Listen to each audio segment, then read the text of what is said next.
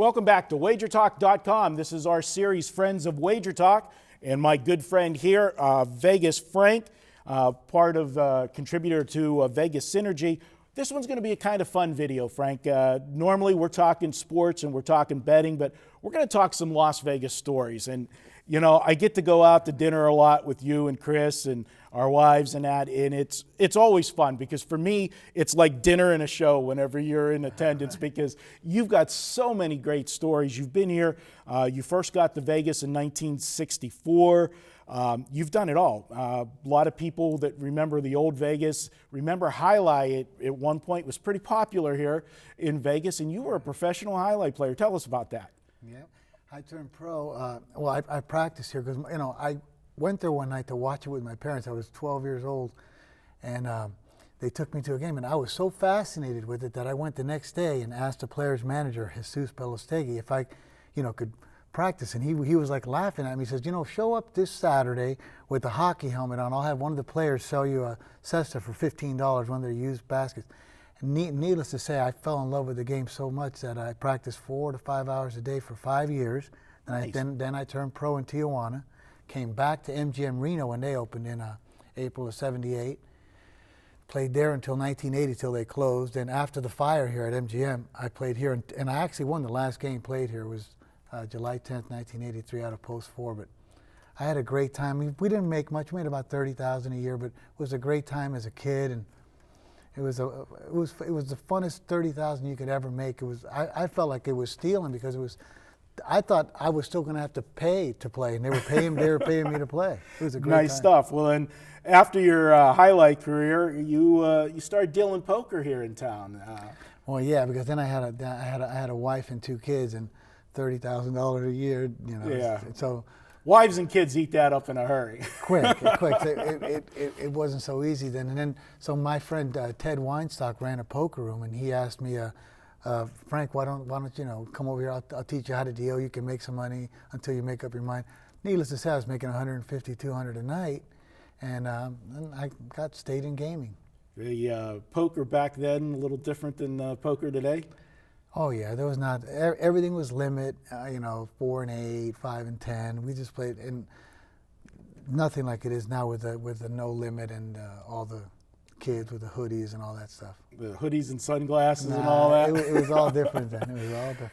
What I like, some of the stories you've always, told, and, you talked a lot of times, you grew up in a gambling family. I think everybody that's a gambler grew up in a gambling family. And, I've told stories many times, I used to go to the track with my dad. I started going to the racetrack at 10, betting the ponies, and, ended up liking that so much that, a little too big for a jockey, but I'm the right size for an owner. So I got into horse racing and bought some horses. But you've had some great stories you used to tell us about. You want to share a couple of them with us?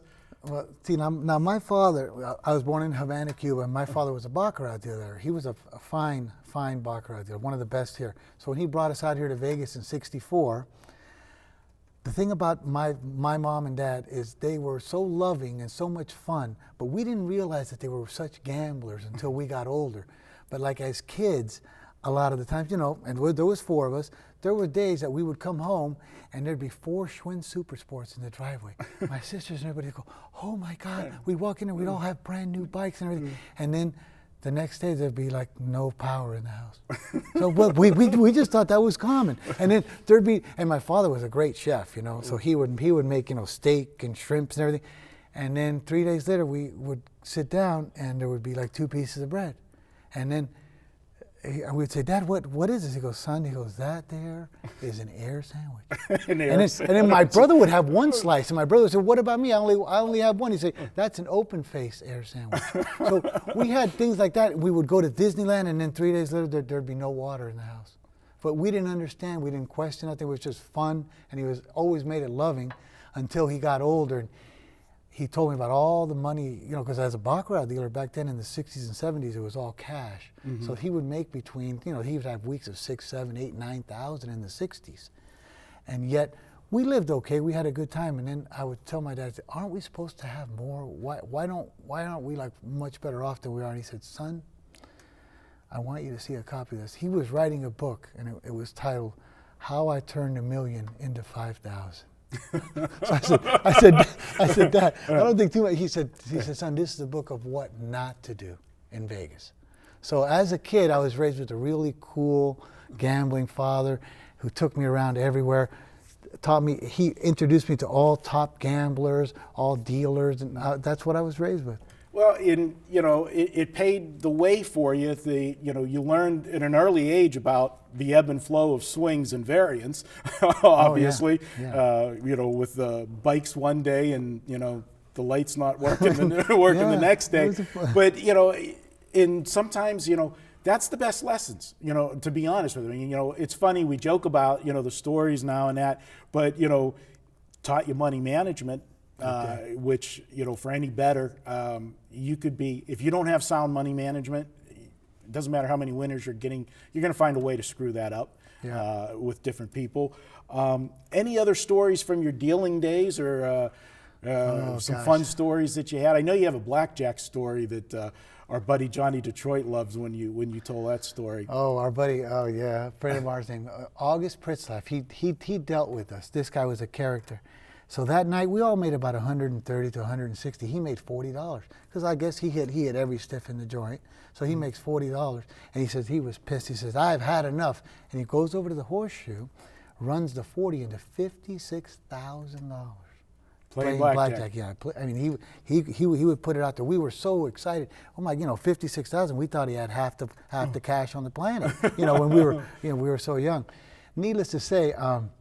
There was one hand, and if you ever remember the movie, The Gambler with James Caan, I have an Augie Pritzlaff hand. We're at the horseshoe, and he's getting cocky. And at the horseshoe back then, they took action. They're not corporate stuff like it is now.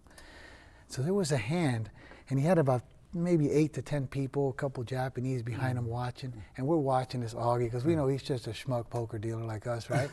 He has 7,500 left in front of him in black, and he goes to the dealer. He goes, let me ask you something, dealer. He says, if I bet this 7,500 on the next hand, are you going to shuffle up like this? Are you going to shuffle? And the pit boss was right there, and the pit boss said, just put it in the square, Sonny. So Augie puts it in the square. This is like in slow motion. He puts it in the square like in slow motion, and they deal it to him, and the dealer just goes just like this and flips over the jack of diamonds, and just like looks right at him like, F off. How do you like that? And Augie, like this. This was his moment. After this was his James Caan moment. Like when he hit the 18 and caught the 3, he picks up the hand, and he's got the cards behind it. He's got the ace of spades right here. And he's showing it to all the people. I said, come on, Augie. But this was his moment. And he snaps out it.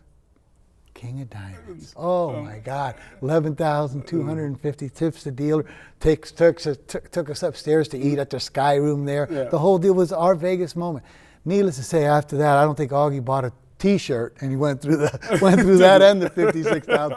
But it was a great time. It's a great story. It's the life of a gambler and having money one day and not the other. But you definitely, those were your young days, and you've become quite the successful gambler out here.